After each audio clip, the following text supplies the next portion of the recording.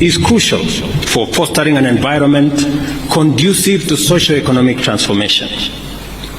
To realize our aspirations, we must all strengthen our commitment to the rule of law, enhance access to justice, promote national values and principles of governance, and protect fundamental rights and freedoms. Enforcing zero tolerance to corruption is essential for the attainment of all these goals. To achieve this, the government is committed to further strengthen our anti-corruption institutional framework. In this regard, the enhanced implementation of the National Ethics and Anti-Corruption Policy, Sessional Paper number 2 of 2018, is critical. Our aim is to significantly reduce the severity of corruption and the prevalence of unethical practices by providing a comprehensive framework to promote integrity and combat corruption in a sustainable manner. And that is why I believe in building the institutional capacity of EACC to forestall corruption before it happens and to deal with the challenges of corruption in a manner that is a whole of institution approach. I acknowledge the notable milestones achieved by the EACC in the fight against corruption, particularly through the recovery of corruptly acquired assets and unexplained wealth. Such successes play a vital role in deterring corruption by demonstrating that in the end, corruption is not worth the trouble, as the corrupt ultimately lose everything they have taken from the people. I therefore commend the EACC for recovering assets valued at approximately 28 billion over the last 5 years, including both cash, movable and immovable assets.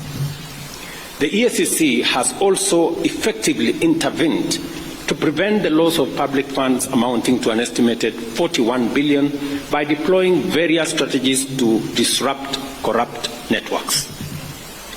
Additionally, I am encouraged that the EACC is pursuing the forfeiture of unexplained wealth valued at Kenya shillings 59 billion through ongoing court proceedings against individuals whose assets and interests significantly exceed their non-legitimate sources of income. And I want to encourage EACC to expedite and also ask the judiciary to expedite these processes so that public resources and public assets can be recovered.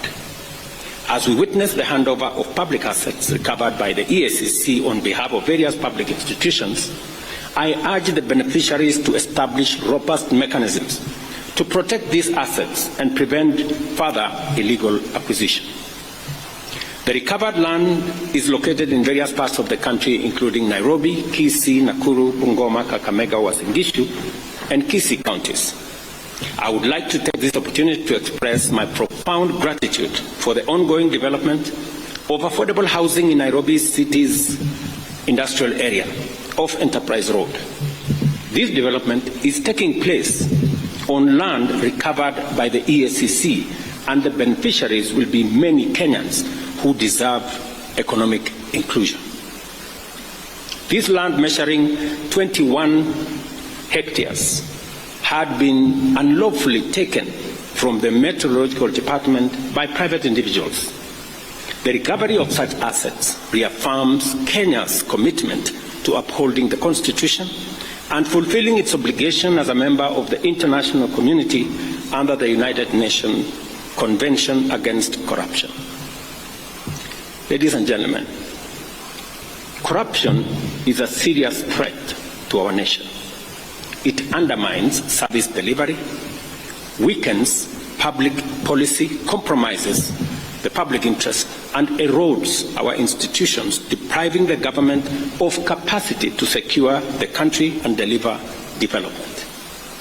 Corruption endangers all of us, both individually and collectively.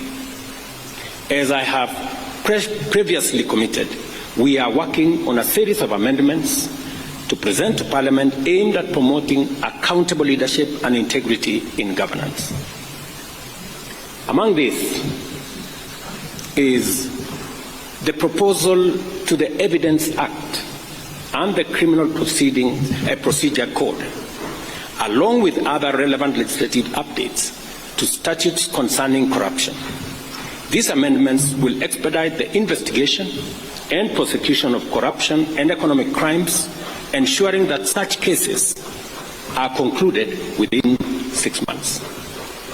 I made this commitment, and the Attorney General is seized with the necessary work that will go into us engaging Parliament on the amendments to achieve this aim. Additionally, we will propose amendments to the Witness Protection Act to revamp the statutory and institutional framework for protecting and incentivizing whistleblowers.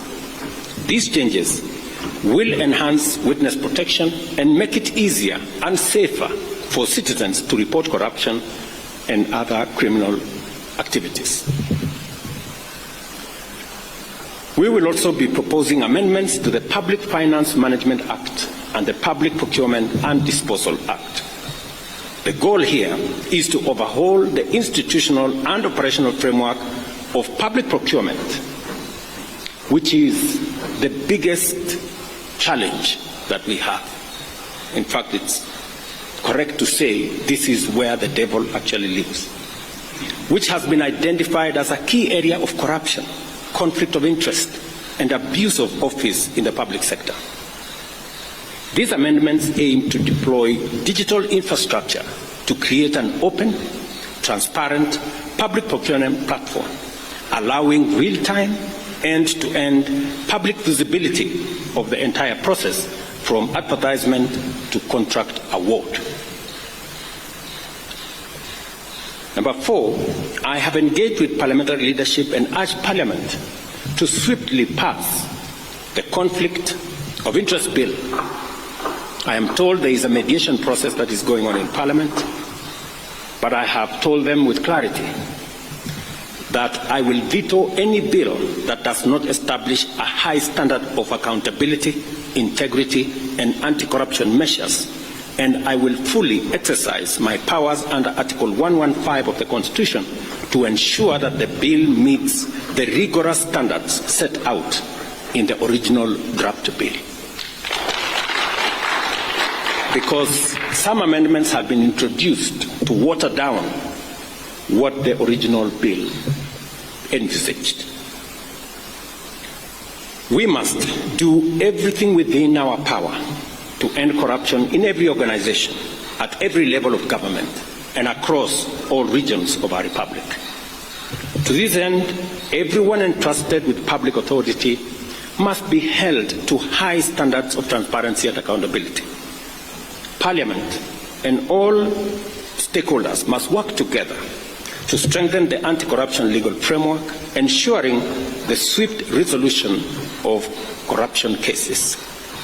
We must also foster partnership to raise public awareness of Chapter 6 of the Constitution, integrate anti-corruption education into school curriculum, and support grassroots organizations and citizen action groups in promoting good governance at every level.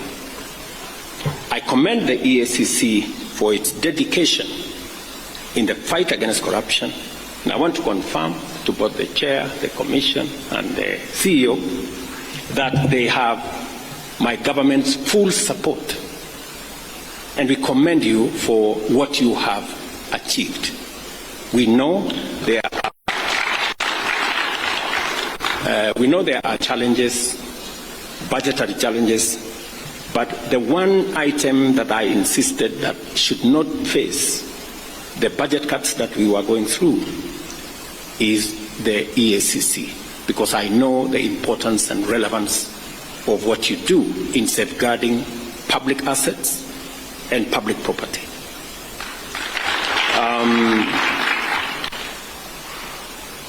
On a positive side, the officers that move from EACC to join other government agencies It's actually a testimony that you have some of the best, and that is why others come for them.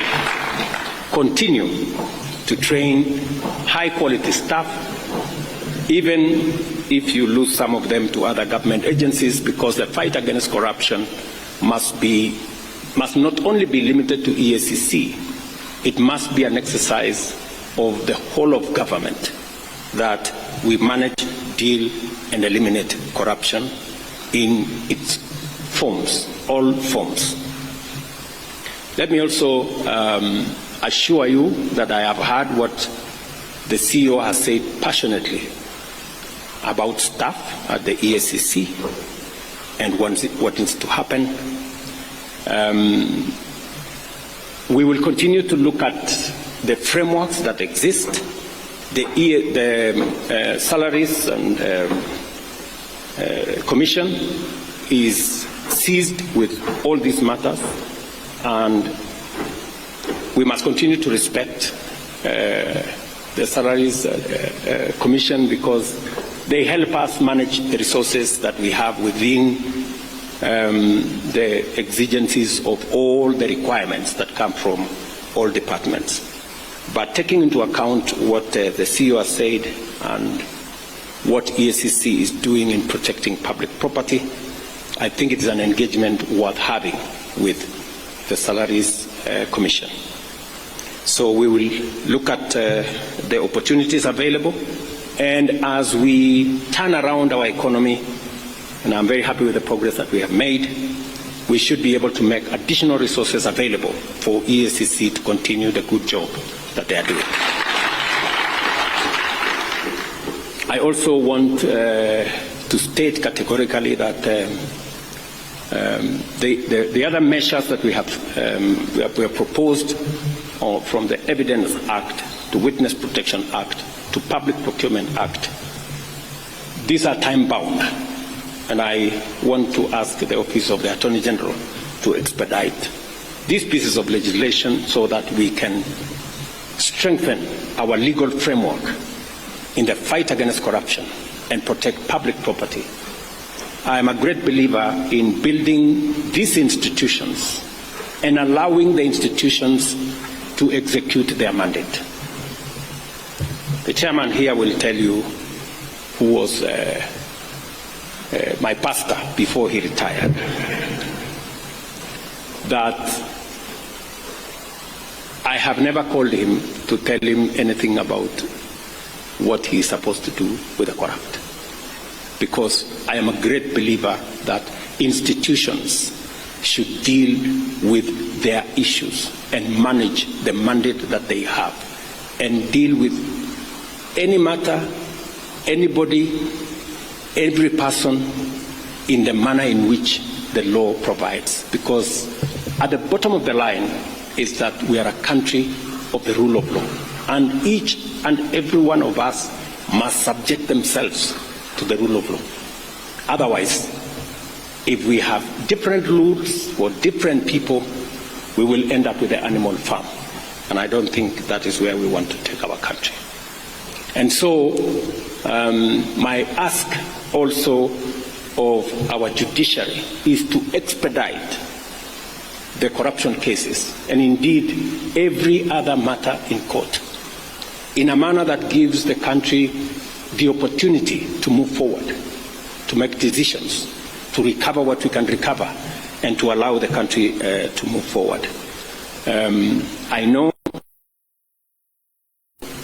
indicated to me the budgetary challenges that they have, and I think it's the case with all our other institutions, and it is a bigger statement as to what we need to do as Kenyans on how to make sure that we use the resources we have in a very prudent manner, and we also find ways and means of ensuring that we have sufficient resources and we account for them.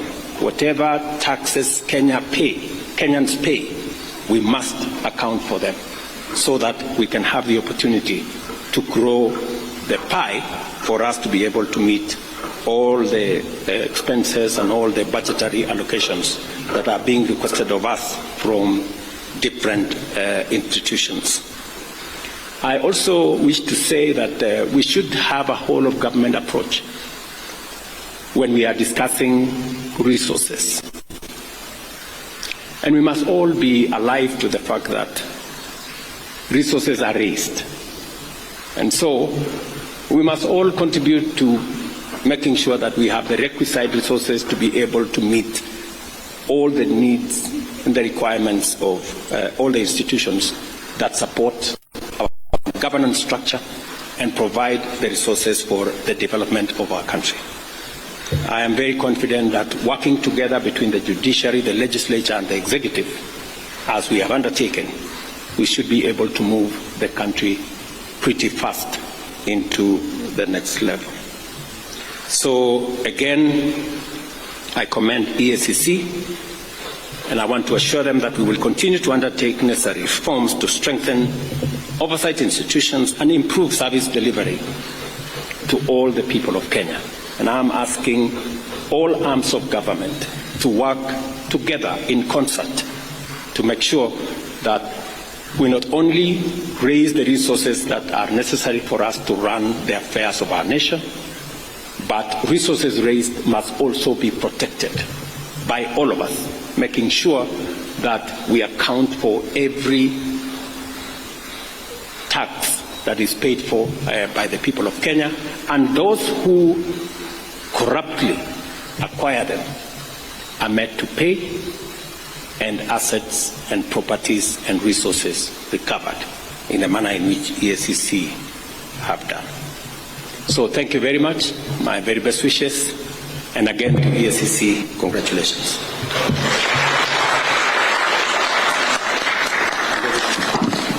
Thank you, Your Excellency. There is a handover of a plaque, and at this point I'll invite the CEO and the Chair to hand over the plaque to His Excellency the President. As mentioned by the CEO, as the patron and a champion in fighting corruption, it is a plaque that is indicative of the support you have given as the President of this great nation. Wonderful. May we take our seats, please? Let's kindly take our seats. Your Excellency, with your permission, would like to seek your indulgence for 2 photo opportunities so that we may immortalize this function. And I'll kindly request that the Chair